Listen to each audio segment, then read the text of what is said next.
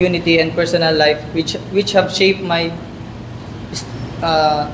strong sense of responsibility and service. I am someone who is able to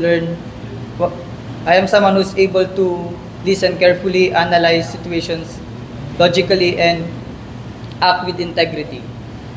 The reason I am applying to the PNP is because I see this as an opportunity to serve my country and also to expand my knowledge and gain practical experience in the field. My commitment to the PNP is unwavering.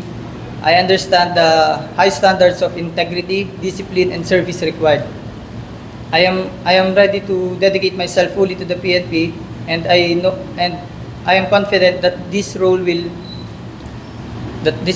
help me to grow as a leader while serving the Filipino people with honor and pride. That's all.